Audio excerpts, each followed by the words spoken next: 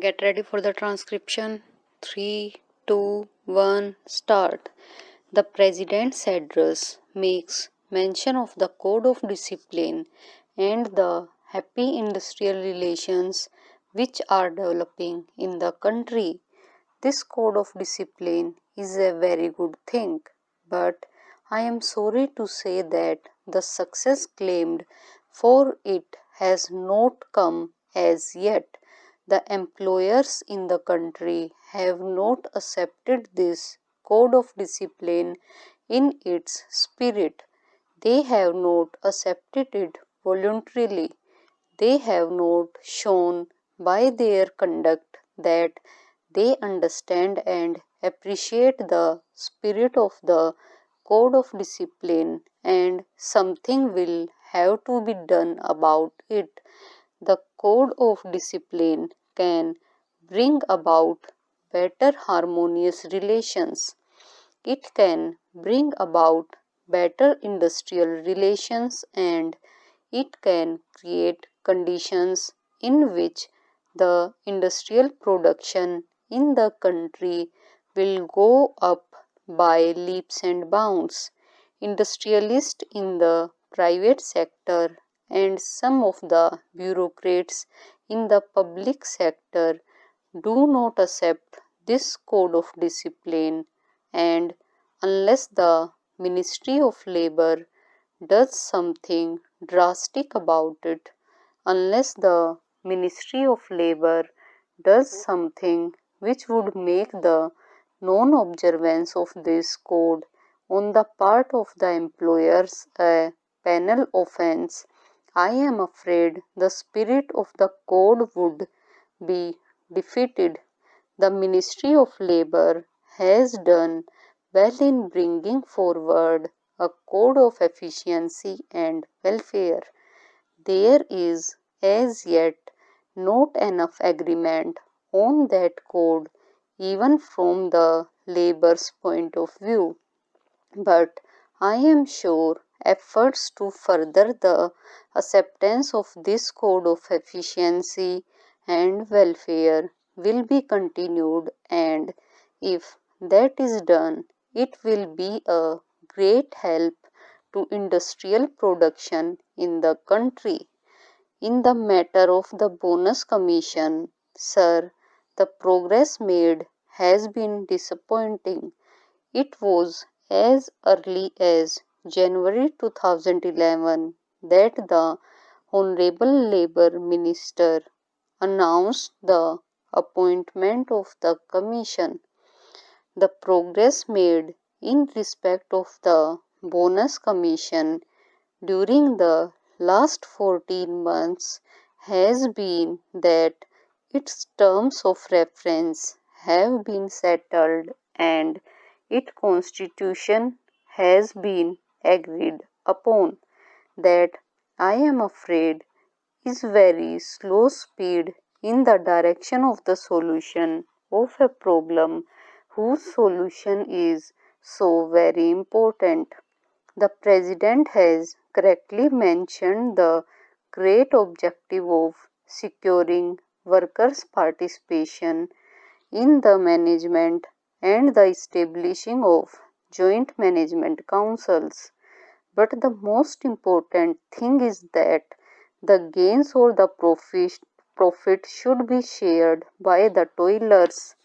A share of the produce of the toil should come back to those who toil. The acceptance of profit sharing is an old thing.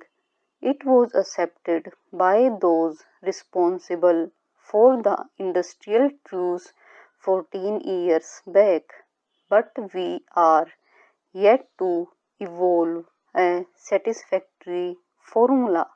The full bench formula of the Labour Appellate Tribunal, repeatedly approved and endorsed by the orthodox judges of the Supreme Court, is no solution of the problem.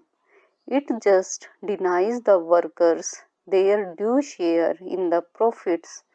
It was because of this peculiar situation that the need of appointment of the bonus commission was accepted by all parties. But what we know now find is that it has taken them 14 months to decide the terms of reference of the commission, and I do not know when we can expect its report. The members of the bonus commission should be directed by the government to find an early solution to this important problem. Similarly, I must point out that the delay in the matter of evolving a consolidated scheme of social security for industrial workers is a dangerous thing. We have today a number of social security schemes, but none of them looks after the workers in his old age.